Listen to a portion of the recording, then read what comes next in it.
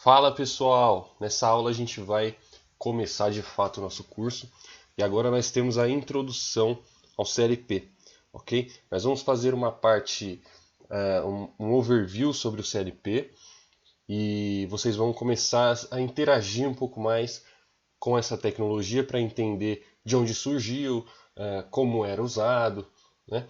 E hoje como ele está, né? A gente vai fazer esse overview aí histórico inicialmente e logo em seguida a gente começa de fato com a mão na massa sobre o CLP. Bom, uh, nós vamos aqui fazer uma perspectiva histórica, né? E é para a gente começar a entender como surgiu a ideia de controlar processos, tá ok? Porque o CLP ele é um controlador, ele controla processos. Então, desde da Revolução Industrial, quando a primeira máquina realmente foi criada, né, devido à Revolução Industrial, pelo James Watt, ele criou a máquina a vapor. Então, nós tivemos ali no final do século XIX várias máquinas a vapor sendo desenvolvidas.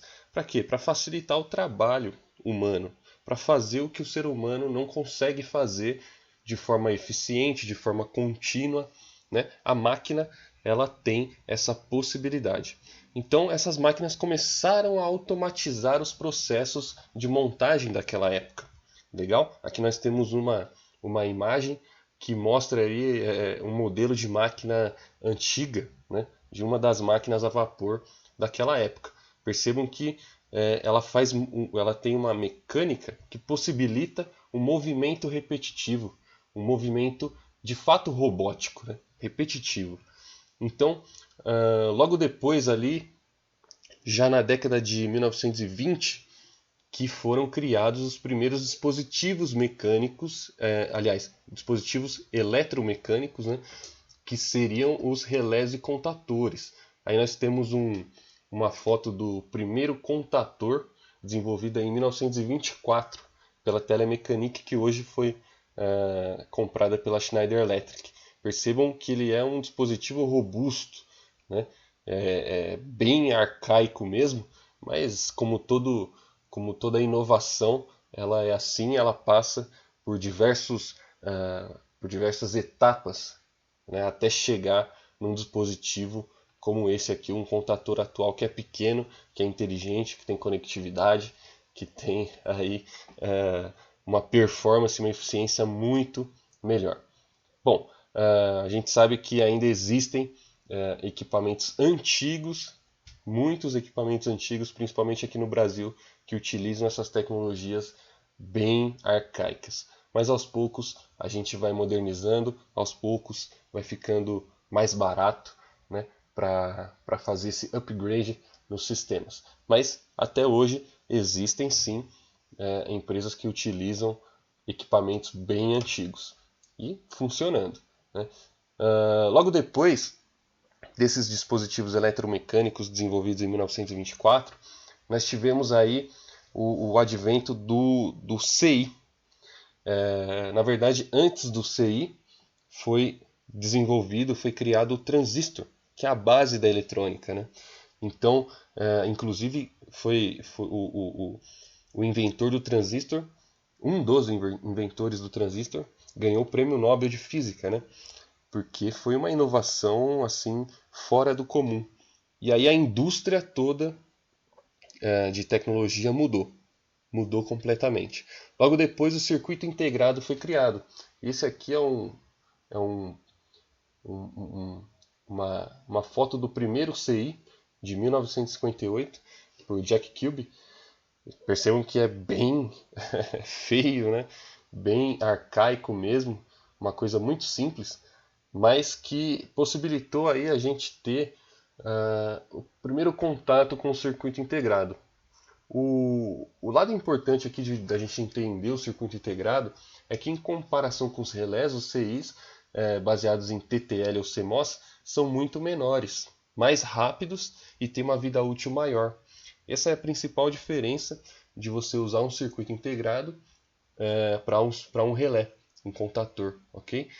Nós temos aí uma rapidez maior, uma vida útil maior, né? E aí revolucionou totalmente a indústria de eletrônica no mundo todo.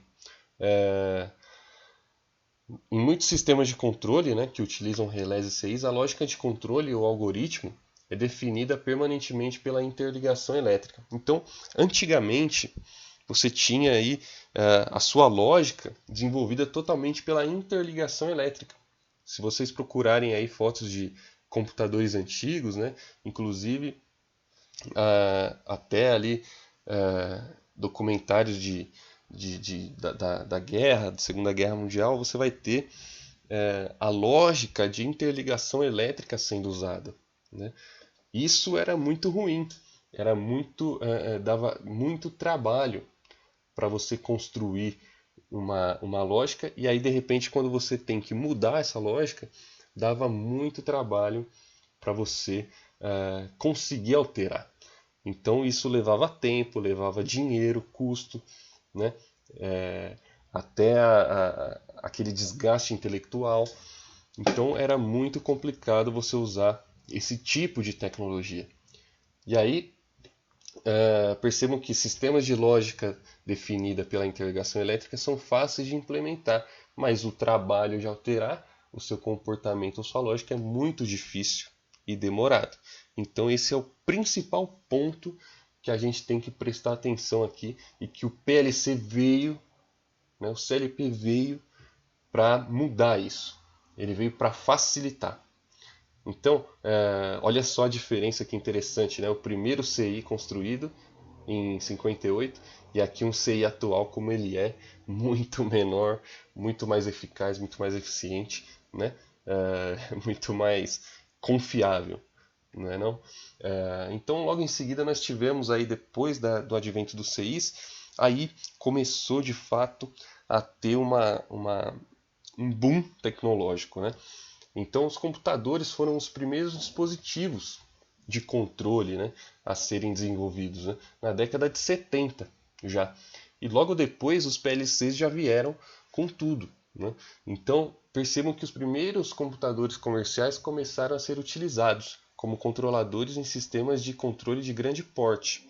Então a indústria já começou a utilizar os computadores. Porém, devido ao fato do computador ser programável, ele proporciona uma grande vantagem em comparação com a lógica de interligação, utilizada nesses sistemas com relés e CIs. Então, o computador você conseguia programar, você conseguia mudar a sua lógica sem muito trabalho, né? Sem muito trabalho. E aí você conseguia ter uma grande resposta, né, competitiva dentro da indústria. Porém, né, no entanto, os primeiros computadores eram grandes, caros, difíceis de programar e muito sensíveis à utilização em ambientes hostis, encontrados em muitas plantas industriais. Então a gente que trabalha nessa indústria, nessa área de plantas industriais, da indústria de base, a gente sabe como o ambiente ele é agressivo, como o ambiente é hostil. Então, o computador convencional ele não é adequado para trabalhar nesses ambientes. O PLC ele é um computador. Ele é um computador. Ele é um computador que foi mudado, que foi alterado, que foi adaptado para o ambiente industrial, né? Mas lá, antigamente, no começo, eles usavam os computadores sim, mas percebiam que era muito complicado. Eram grandes, eram caros, era difícil de programar, se tinha sistemas em DOS ou até né, coisas piores, né, mais antigas. Então era muito complicado usar o computador. E foi aí que teve o início do CLP. Foi aí que começaram a pensar num computador realmente focado na indústria. Né? O Programmable Logic Controller, que é o PLC, né? O controlador lógico programável, que é a sigla aportuguesada do dispositivo, né? Foi desenvolvido a partir de uma demanda da indústria automobilística norte-americana. Então ele iniciou dentro da indústria, dentro da produção automobilística, que precisava ser mais competitiva, que precisava de maior eficiência na sua produção. Então, as suas primeiras aplicações foram na Hydronic Division da General Motors, pelo Richard Morley, que era o engenheiro responsável da produção, em 1968. aliás. Então, devido à grande dificuldade de mudar a lógica dos painéis, né, de comando, a cada mudança da linha de montagem, devido a essa dificuldade, surgiu, né, a ideia de se produzir um equipamento realmente focado nisso, né? Um equipamento que tivesse essa vantagem competitiva. E aí percebam que as mudanças dentro da linha de montagem eram mudanças que implicavam em muitos gastos, né? Tempo e dinheiro, né? Principalmente. E as fábricas não podiam arcar com isso, né? Olha que interessante essa foto, né, da fábrica da General Motors em São Caetano em 1950. Essa fábrica aqui foi responsável pela produção de vários carros, incluindo aí o Opala. Olha só que interessante, né? Olha como a tecnologia ela evoluiu de lá para cá em pouco tempo, na verdade, né? Você tem aí 50, 60, 70 anos de uso desses equipamentos, que de uma certa forma é um curto período de tempo, né? É um período de tempo relativamente pequeno, né? Mas olha só a mudança que isso causa, né? Se você pegar uma linha de montagem hoje da GM, ela é super moderna, super moderna, né? Com alta conectividade, né? Com alto poder de produção. Olha só que interessante. E aí os primeiros CLPs começaram a ser usados, né? E aí desenvolveram várias indústrias, empresas começaram a desenvolver esses computadores industriais, né? Que é o CLP, que é um controlador, né? Controlador lógico programável. Então você consegue programar a lógica dentro dele e alterar de uma forma fácil, não só a lógica como a instalação elétrica, que é o hardware, né? Se você precisar mudar, você consegue mudar com uma facilidade maior. Então perceba que o CLP ele tem, olha só uma foto do PLC-2 da Allen Bradley, né, meados da década de 80, um dos primeiros CLPs da Allen Bradley. Olha que interessante, né? Era um CLP enorme, grande, de uma carcaça de metal, inclusive uma carcaça muito boa. As carcaças de hoje não aguentam esse tranco que esse cara aguentava. As placas eletrônicas eram enormes, grandes demais, né? O circuito eletrônico era enorme, era grande, mas assim, funcionava muito bem. Inclusive até hoje você pode encontrar sim indústrias que utilizam esses CLPs antigos. Você pode encontrar sim, né?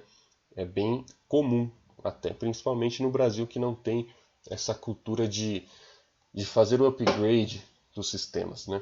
Com frequência. Então perceba que a programação dele era antiga, era em DOS, né? O sistema operacional era DOS, o sistema operacional era assim. Então ele foi desenvolvido assim. Olha só que interessante, né? Então eles, para você ter uma ideia, os CLPs antigos eles eram grandes e caros também. Então eles eram competitivos somente para aplicações que contivessem pelo menos 150 relés. Então, em comparação com sistemas que já estavam em uso, né, da lógica de relés, só valeria a pena se você tivesse muitos pontos. Muitos pontos. Hoje em dia você tem CLPs de 8 saídas, de 8 pontos, de 8 entradas, né, ou menos até. Então, o CLP hoje ele é super compacto, super compacto. Percebam o tamanho desse CLP aqui. Esse CLP aqui é um CLP da Altos, que é um CLP da linha Nexto Express. Ele é super compacto. Ele tem entradas digitais, saídas digitais. Ele tem entradas analógicas, saídas analógicas, entradas RTDs para você fazer a leitura de temperatura. Ele tem uma porta USB. Você pode conectar um dongle aqui e usar o CLP direto conectado à rede e mandar informações para, por exemplo, a nuvem. Então você tem aqui o protocolo MQTT sendo usado, bastante usado aí dentro da indústria 4.0.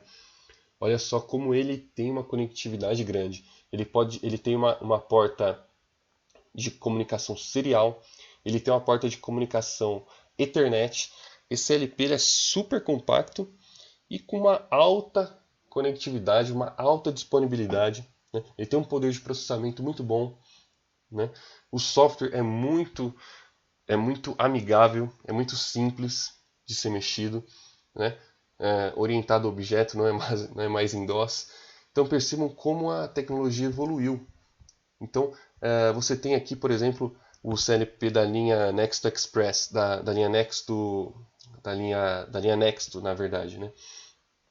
Você tem aqui ó, uma fonte de alimentação, a CPU, duas portas de comunicação serial, duas portas de comunicação Ethernet. Você tem displays de status do cartão, da aplicação, né? Cartões de I/O aqui, um rack que pode ser expansível, um rack aqui que você pode ter uma disponibilidade grande. Perceba uma diferença, né? A diferença de um CLP de 50 anos atrás para um CLP hoje. Olha só como mudou, olha só como ele está mais barato, olha só como ele está mais robusto, como ele está mais eficiente. Né?